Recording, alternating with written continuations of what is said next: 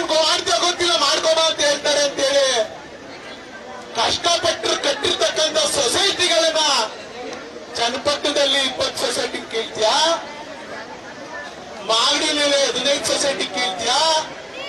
ಎಲ್ಲೆಲ್ಲಿ ಪ್ರಬಲವಾದ ಅಭ್ಯರ್ಥಿಗಳು ಈ ಚುನಾವಣೆಗೆ ನಿಲ್ತಾರೆ ಅಂತೇಳಿ ರಾತ್ರೋರಾತ್ರಿ ಸೊಸೈಟಿಗಳಿಗೆ ಕೈ ಹಾಕಿ ಅವನ್ನ ನಿರ್ನಾಮ ಮಾಡಕ್ ಬರ್ತಿಯಲ್ಲ, ನಿನ್ ಮನೆ ಮಠ ಉಳಿತಾವ? ನೀನ್ ಹೆಂಡತಿ ಮಕ್ಳು ಒಳ್ಳೇದಾಗ್ತದ? ಒಬ್ಬ ಅಧಿಕಾರಿಯಾಗಿ ನೀನು ಯಾರಿಗೋ ಸಮಾಜ್ಗಿರಿಗೆ ನೀನ್ ಕೆಲಸ ಮಾಡ್ತೀಯಲ್ಲ, ನೀನು ಒಳ್ಳೇದಾಗ್ತದ?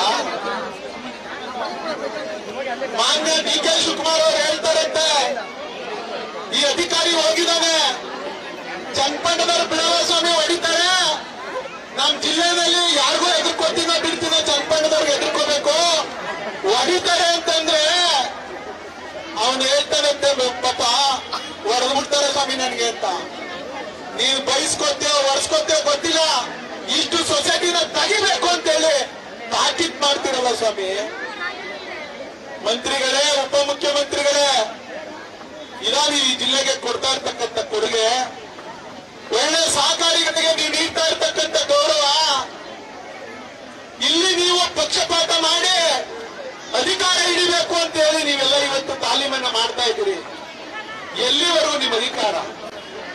ಇದು ಶಾಶ್ವತನಾ? ನಿಮ್ಗೇನಾಗ್ಲೂ ಇದರಿಂದ ಶಾಶ್ವತವಾಗಿ ನಾವು ಅಧಿಕಾರ ಹಿಡಿದ್ಬಿಟ್ಟಿದೀವಿ. ಸಹಕಾರ ಇಲಾಖೆಯಲ್ಲಿ ನಾವು ರಾಮನಗರ ಜಿಲ್ಲೆಯಲ್ಲಿ ಹೆಮ್ಮರ ಆಗ್ಬಿಟ್ಟಿದೀವಿ ಅಂತ ಹೇಳಿದ್ರೆ ಕಾಲ ದೂರ ಇಲ್ಲ. ಕೇವಲ ಇನ್ನು 2 ವರ್ಷದಲ್ಲೇ ನಿಮ್ಮ ಹೆಮ್ಮರವನ್ನ ಬುಡದ ಸಮೇತ ಕಿತ್ತಾಕಕ್ಕೆ ಈ ಜಿಲ್ಲೆ ಜನ ರೆಡಿ ಇದ್ದಾರೆ ಅಂತ ಬುಡದ ಸಮೇತ ಕೀಳ್ತಾರೆ ಈ ಸಹಕಾರ ಇಲಾಖೆಯಲ್ಲಿ.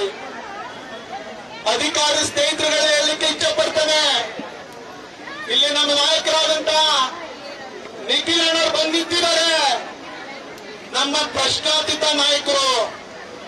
ನೀವು ಅವ್ರಿಗೆ ನಮ್ಮ ಪಕ್ಷಕ್ಕೆ, ನಮ್ಮ ಮಿತ್ರ ಪಕ್ಷಕ್ಕೆ ಹಗುರವಾಗಿ ತಿಳ್ಕೊಂಡಿರ್ಬೋದು. ನಾವು ಬಿಜೆಪಿ ಸ್ನೇಹಿತರು ಒಂದಾಗಿದ್ದೇವೆ.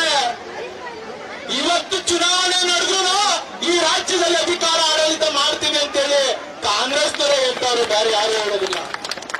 ಕಾಂಗ್ರೆಸ್ ಸ್ನೇಹಿತರು, ಕಾಂಗ್ರೆಸ್ MLA ಗಳು ಹೇಳ್ತಾ ಇದ್ದಾರೆ ಮತ್ತೆ ನೀವೇ ಅಧಿಕಾರಕ್ಕೆ ಬರ್ತೀವಿ ಅಂತ.